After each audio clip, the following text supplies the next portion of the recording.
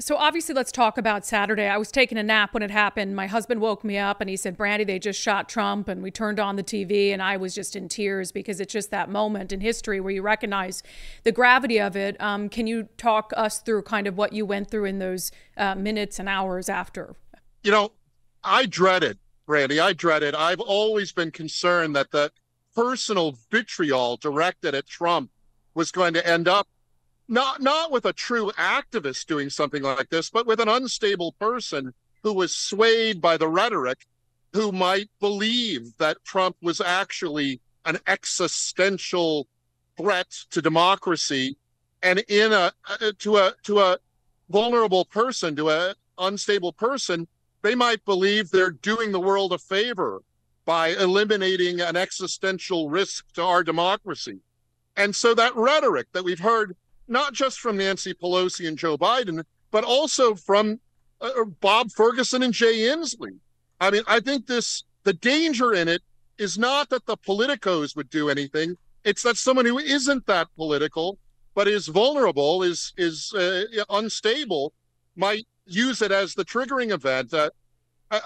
There are some parallels between what happened to Trump and the assassination attempt this past weekend and the assassination attempt on Ronald Reagan 40 years ago, when it was an unstable individual who'd been motivated in that case by movies. He thought he was in love with Jodie Foster, the movie actress, and was going to kill Reagan to impress Jodie Foster. It could be something like that, where a fragile, unstable person is motivated by all this talk of fascist and dictator and existential risk. So I'm glad to see that the Biden campaign has taken some of their ads down since Saturday, but certainly Bob Ferguson's use of exactly that rhetoric is going to be an issue, I think, for Bob Ferguson, because that is dangerous, irresponsible, and damaging stuff. Well, and we had just talked about this on the show. You know, he said June 29th, Donald Trump is an existential threat to our democracy, our American values, et cetera, et cetera. That from Bob Ferguson. Then he turns around and says, I condemn this act of violence, almost this generic platitude we saw from a lot of Democrats. What would it take from Bob Ferguson for you to truly believe that he understands or acknowledges in some way that language he's used in the past is dangerous? I hope it does, but I'm not optimistic. We'll have to see. I mean, his initial responses, Ferguson's, to the Trump shooting were very kind of self-centered. He talked about himself and his family, which is understandable. He talked about threats he gets, but we all get threats. I've gotten threats. Brandi, I know you've gotten threats. It was interesting to me that the first place that Ferguson went when asked about the Trump assassination attempt was to himself. That seemed a little odd. You know, we all take risks when we get into either the political arena or into media or into the public eye. And we should take that as a reality we're aware of, but we try not to obsess about it. And clearly the first place Ferguson goes is to himself. And I don't know. I don't think that's going to serve him well. I'm sure they're going to come up with better talking points for him now, and they need to. Yeah.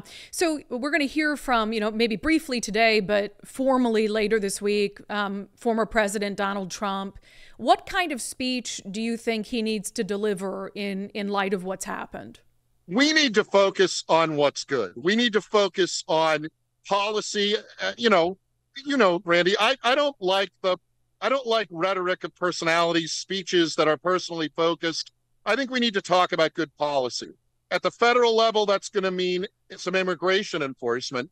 But other than that, I think the federal and state levels are very similar. We need to make our neighborhoods safe. We need to make sure that our schools are serving kids with a good education. And we need some kind of budget and tax reform. Those 3 points are our big points in Washington.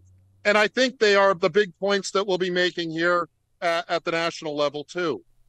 Yeah, and I know I want to remind people it's kind of loud where you are, so hopefully you can hear this question okay. But, you mentioned Nikki Haley being invited here at the last minute after the assassination attempt to speak. Trump came out in an interview and said he has rewritten his speech to focus on unity as a party. You and I both know that there has also been some disunity in the Republican ranks in Washington. Do you believe what happened to the former president will help heal some of the divides within the party here as well? I think trouble can be unifying. And I think that there will be, in the end, this will bring us together. I believe that in my bones, Brandi. It'll bring us together nationally, and I think it will bring us together at the state level too. And clearly, it's one of my jobs to make sure that happens in Washington.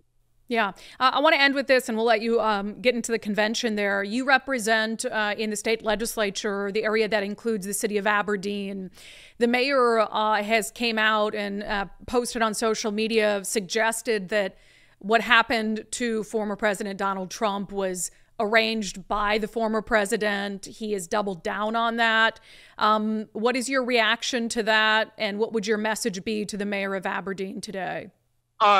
He needs to take some time away from social media and think deep thoughts about how foolish what he posted was. He's not a sophisticated man. He's new to politics. He is an artist by trade. I think he leads with his heart, not with his head. But I don't think he understands how much what he said hurts people and hurts his own credibility as a mayor. So I think he needs to regroup. I think he needs to apologize, and depending how he handles it in the next few days or week or so, he may need to rethink his involvement in politics.